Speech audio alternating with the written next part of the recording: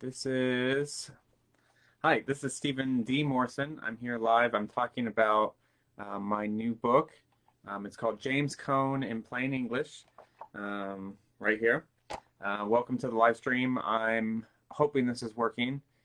This is a little bit different format than they usually do for Facebook, but okay, yeah, it looks like it's posted. Cool. Well, welcome everybody. I just am here. I'm going to talk about the new book, James Cone in Plain English, as I mentioned. I'm going to read an excerpt from the book, and then I'll answer any questions you might have about it. So feel free, even while I'm reading, to go ahead and post comments in the comment section below. Even afterwards, I can write out a response to it. But I just wanted to talk a little bit about the book. It's been out for, I guess, about a month now. It's coming close to a month, maybe a little bit more than that. I guess almost 2 months now, actually. So it's been out for a little bit, so I wanted to kind of give some time for people to read the book so that way they can have some informed questions about it. It is a different book than something I think I've typically done. It's a bit shorter. It's definitely more politically inclined than any of the other books. I think just by the nature of James Cone and his theology in general, the book kind of it mixed the two together. So it's not a purely political book in any sense, but it definitely is more so. And so in that sense, it can be a book that maybe raises some questions, has a bit more of controversy to it. But so far, the feedback's been great. I've had a few people coming back to me that said it's been one of my best books yet. So I'm quite proud of it, and that's what matters, right? So I'm proud of the book. I think I did a great job with it. I hope that it promotes James Cone's work and encourages people to engage with him more thoughtfully and more frequently. I think he's overlooked as a theologian quite often, and so yeah, I'm quite happy with the book. I hope everyone that's been able to pick up the book and read it, that you've learned a lot from it. And if you haven't, I hope you take the time to do so. So I'm going to read just the introduction, part of the introduction today. So I'll read, let's say, a couple pages here, probably 2-3 pages. While I'm doing that, feel free, like I said, to ask any questions, and at the end, I will answer your questions towards the end.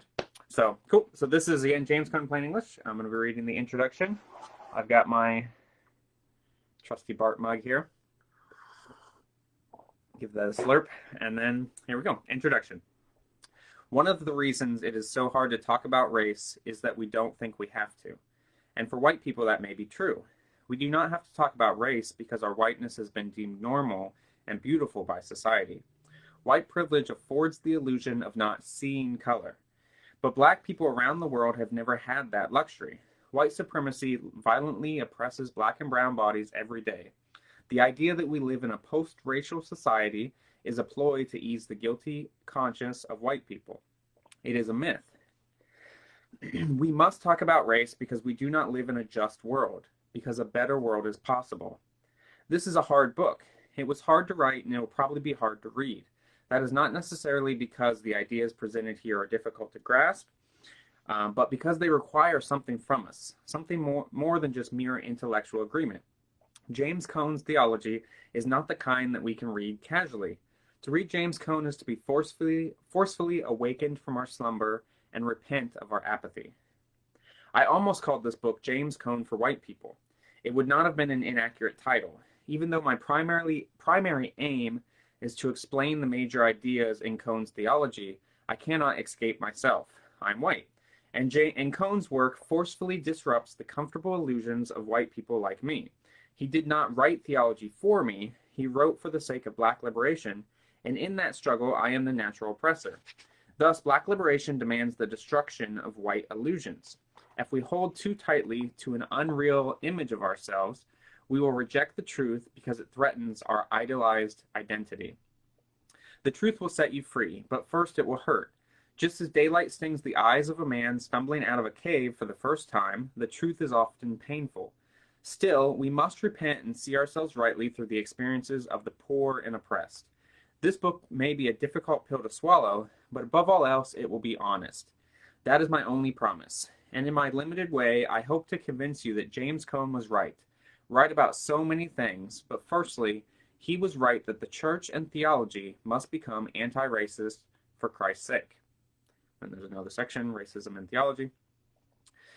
To live in a world of white supremacy means we must take sides. Neutrality is an illusion that only helps the oppressor. Cohn calls us to forego the false comfort of colorblindness and embrace a new vision of the world, to become anti-racists. There is no middle ground in the struggle for justice. We are either racist or anti-racist. Either we stand by in complicit silence, hiding behind the illusion of colorblindness, or take up the fight against oppression. James Cone's work is a prophetic call for the church to return to the gospel of liberation. In the same way that Barth's Der Römerbrief went off like a bomb in the theologian's playground, so Christian theology is at a watershed moment with the work of James Cone. He shatters the illusion of doing theology without acting on the political imperatives of Christ's gospel. In other words, theology without praxis. Cone forces us to confront the reality that theology has more often been an ally to white supremacy than it has been a threat to it. For too long, theologians have hidden away in an ivory tower of academic objectivism. We've ignored racism, and by ignoring it, we have been complicit in its injustices. But silence in the face of evil is sinful. My perspective has been radically disrupted by reading James Cone. This is now the 5th book in my Plain English series.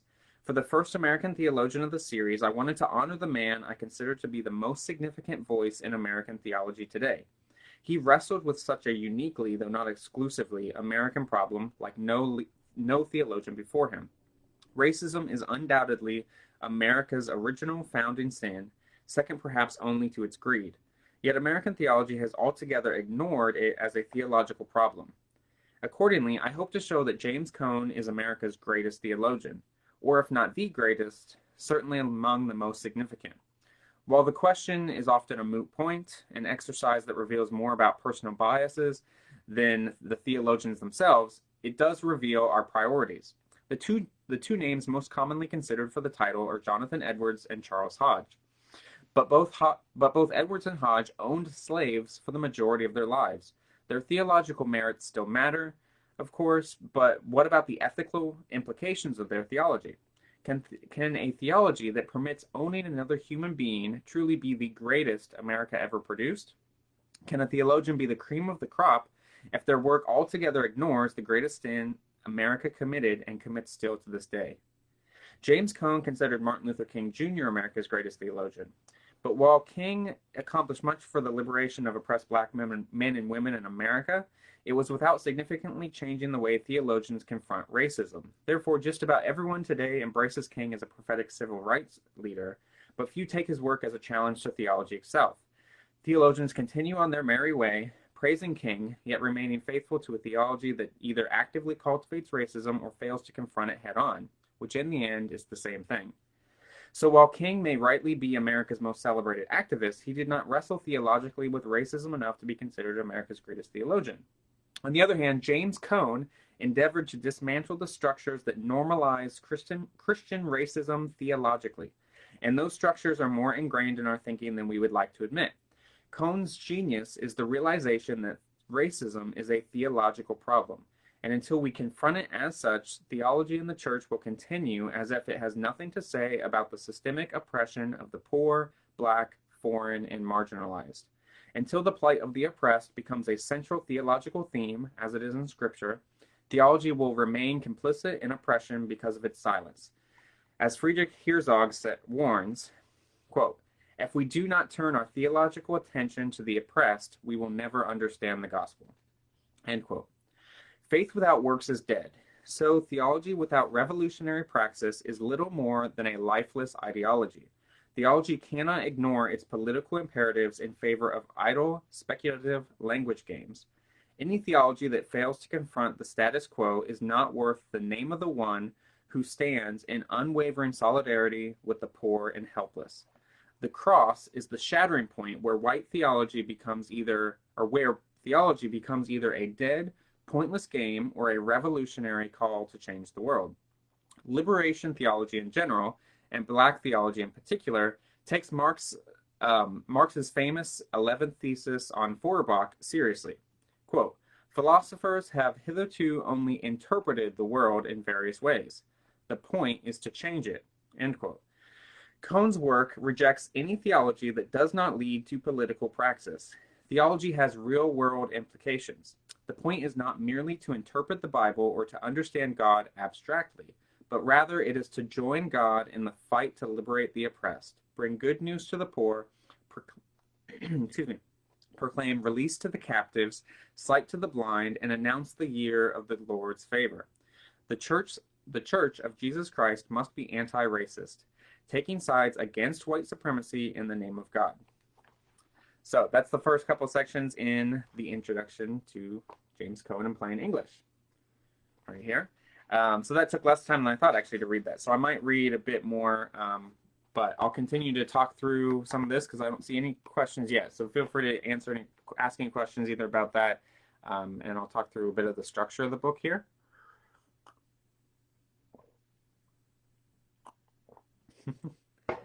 So I broke down most of the books. All the books I've written, they kind of are structured around the major ideas of each individual. And so this one's no different. So I structure it into 5 chapters.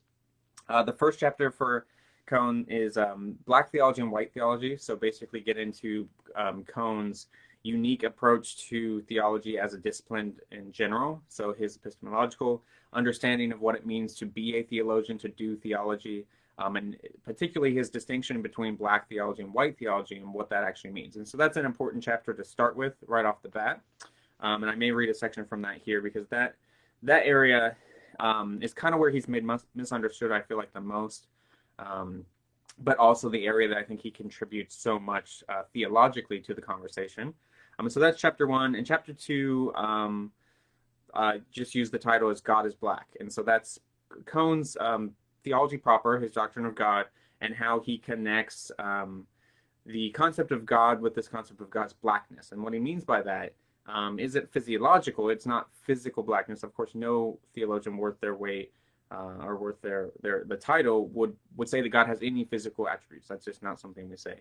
But we do often put God on the side of certain people within society. And so Cone's main point with that is that God is the God of the oppressed. And so that means God takes on the color and the form and the status of the oppressed in the land. And so he contextualizes that further into American culture and says that this is what God looks like in America today. Where is God in the struggle of liberation? And so that's why Cone comes to the conclusion, God is Black. And so that's chapter 2. Chapter 3 talks about the gospel of liberation. That's where Cone really gets to make a clear distinction between liberation theology, how it approaches the gospel, where it's not this escapist flight from reality, just going to heaven when we die, but it's actually the gospel of liberation, where even what I read there, where Christ proclaimed liberty to the captives, release to those in bondage, the good news to the poor, and that's all very material and real implications that the gospel has often been neglected by white theology. And so gospel liberation's in there. The 4th chapter is called Becoming Black with Christ. It follows a similar theme of the second chapter. This is more his understanding of like repentance and ethics and what it means to be a Christian in a racist world and a world dominated by white supremacy. And then the 5th chapter is called The Ethics of Liberation. And then I get into just some of the more ethical and nitty-gritty details of things like we talk about feminism and Marxism in there especially. That's kind of a common misunderstanding about Cone. His use of Marxism as a theory and as an idea. He, just to put it very succinctly, he believed that Marxism and socialism was a tool for the gospel to be proclaimed, not its master. And so he had no concept of like becoming a Marxist or any of this stuff. But his theology believed that any scientific social analysis of the world and of society should benefit the church positively. And so that's why he learned from Marx and from those sorts of thinkers as well. And so I also deal with like different questions of like questions of violence and all of that in that chapter. And so that's the first 5 chapters. There was a lot more I could have gotten into with Cone, but I felt like that was enough to kind of get a good overview for him. And so yeah, that's kind of the breakdown of the book. If there's any questions, let me know in the comments. But I might read one other section here before we kind of wrap up if there aren't any questions.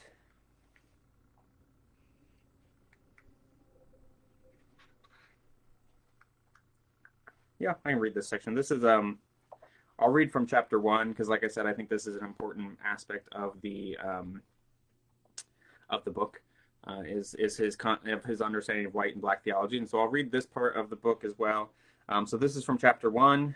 Black Theology and White Theology is the title. I'll read the beginning of my books. I typically do in each chapter a summary of the chapter to follow. So that's just kind of a handy guide for people to pick it up and kind of get a good idea of what it is. So I'll read that first and then I'll read from the book. And then if there's any more questions, we'll kind of end there.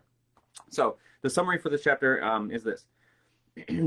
White theology thinks it can speak for all people and times, and it is thus a heretical, racist illusion. All theology is contextual. Theology is never colorblind or apolitical because it is bound to actual human conditions. It is political language written either from the perspective of the oppressor or the oppressed. Any theology unconcerned with the least of these is not Christian theology. So that's the summary, and then I'll skip kind of the introduction. No, I'll read that part too. So we'll just do a whole bunch of reading since there's no questions yet. So we'll read about 3 pages here for that. So again, this is chapter 1, the introduction. Introduction. One of the distinguishing features of liberation theology is its focus on the context from which theology is written. All theology is contextual language bound to a particular time, place, and people. The illusion of white theology is its supposed political neutrality and theological objectivity. White theology is thus culpable for the racist system it supports with its silence. Refusing to confront the sin of racism is the same as affirming it. Neutrality is a white illusion. It is sinful to do nothing in the face of racism. We are guilty of supporting a system of injustice whenever we fail to adopt a staunchly anti-racist position. Neutrality only helps the oppressor. In this chapter, we will examine the differences between white and black theology. The nature of theology and its relation to politics is a vital aspect of what makes black theology unique. Cone's work is frequently rejected by critics who argue that he wrongly injects a political ideology into theology. In contrast, I hope to show that Cone's theology is so political because it is so profoundly theological. His work is revolutionary because it is rooted in the politics of Jesus Christ, not because it has some hidden commitment to a political ideology, such as Marxism. It is not Cone who fails to be theological, but white theology and its political neutrality that fails to take Christ's gospel seriously. And then next section, contextual theology. White theology is theology written from the perspective of whiteness. No one consciously sets out to write white theology, but any theology that lends support to the status quo and is more concerned with minor doctrinal points than the suffering of the poor and oppressed is a kind of white theology. In that sense, we may also call white theology privileged theology because it develops from the dominant perspective. It is ultimately a difference in allegiance. White theology is the theology of oppressors who either silently or actively lend their support to systems of oppression. Because white people benefit from black oppression, it is easier for us to remain silent in the face of white supremacy. But the gospel calls us to fight against injustice, even and especially the injustices we benefit from. White theology does not have to think about race. That is why it seldom considers racism a theological issue worthy of sustained consideration. Every year, millions of sermons, conferences, and books are produced by the white American church. But how many confront the sin of racism? Because it does not concern them directly, because it challenges their comfortable way of life, racism does not often merit white theological attention. And that is the sin of white theology, silence in the face of ongoing injustice. But in a world plagued by racism, white theology's colorblindness is nothing less than implicit allegiance to white supremacy. Indeed, white supremacy, not Christ's gospel, is the controlling ideology of white theology. 2 racist assumptions are behind white theology's failure to take racism seriously.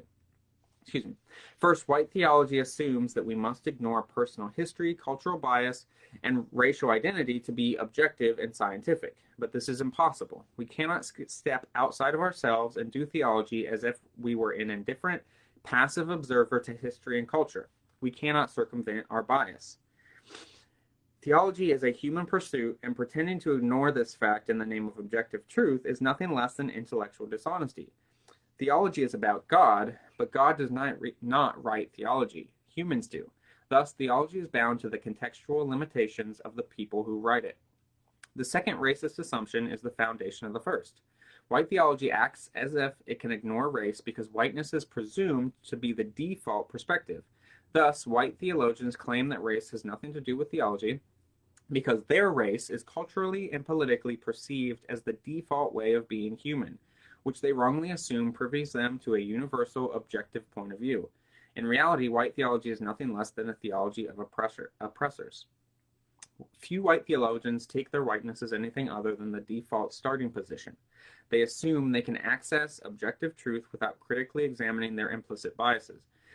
But this is a racist assumption, which causes white theologians to imagine that they have not already included their whiteness in theological pursuits. Black theology challenges the supposed universalism of white theology by establishing the black experience as a valid source for theological thought, asserting the contextual limitations of theology.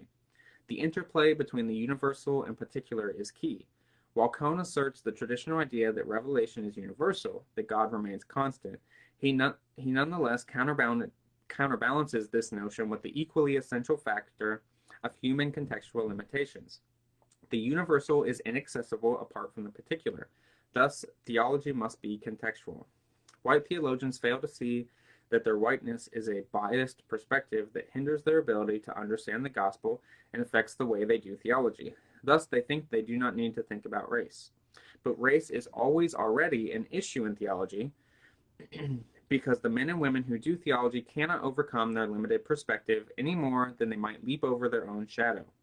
Race matters because we live in a world that still divides people by their skin tone. But historically, there is only one racial perspective that has had a voice. To ignore humanity's beautiful diversity and consider whiteness to be the objective or universal point of view is the sin of white theology. It is a sure sign of white privilege whenever a theologian claims they can speak for God without first being clear about their bias of whiteness. By leaving these biases unexamined, then turning to criticize black theology's clarity regarding how race affects theology, white theologians have been complicit in racist aggressions against non-whites, attempting to erase their history and culture. In the 1986 preface to A Black Theology of Liberation, Cone drives this point home. Quote, "Theology is not universal language about God. Rather, it is human speech informed by historical and theological traditions and written for particular times and places. Theology is contextual language, that is, defined by the human situation that gives birth to it. No one can write theology for all times, places, and persons." End quote. The history of theology has been primarily the history of white theology. The emergence of black theology with other theologies of liberation challenges the death grip of white supremacy. Almost exclusively, the white male middle-class perspective has dominated the conversation, but as Cone argues, a privileged perspective is more likely to distort the gospel than understand it rightly. In contrast, black theology is theology arising from the underclass. Theology written in the comfort of a safe suburban neighborhood is radically different from theology written in the horrors of the slums and ghettos. The circumstances of life drastically affect how we think about God. As Moltmann realized, quote, "Reading the Bible with the eyes of the poor is a different thing from reading it with the eyes of the man with a full belly." End quote. The community of the poor and oppressed are better suited to know the God of the oppressed. That is why Cone argues that the black perspective more faithfully expresses God's liberating activity. White theology distorts the gospel, and black theology is an attempt to return to a more Christian contextual framework, namely the perspective of the least of these, so that we might better understand the gospel. Under the supremacy of whiteness, theology has been a playground for those in power to tell those without power what to think about God. But we must ask ourselves, who is better positioned to understand the gospel, the oppressed or their oppressors? Is Christ found today with the privileged and wealthy, or the poor, weak, and powerless? White theology has claimed to be the sole guardian of God's truth. Yet the privileged see the world in a perverted way. They think society is mostly good and acceptable. Everything is fine from where they stand. But from the perspective of the underclass, life on earth is hell. Of course, those in power, who are only in power because they exploit those without power, deem the status quo acceptable. But it is hell for those without power precisely because it is heaven for their oppressors. Black theology and white theology differ because they arise from different social, political, and economic situations. Our personal experiences unavoidably establish a mental framework for how we interpret the gospel. Thus, white theology has favored political neutrality because white supremacy benefits whites. White people have inherited a world that privileges them unduly, but whether they are aware of this or not, it favors them at the expense of oppressing others. It is in their best interest to remain silent about the sins of white supremacy. Neutrality always helps the oppressor and does nothing for the oppressed. White theology is written from the perspective of the privileged, and thus it has fundamentally misunderstood the gospel of Jesus Christ.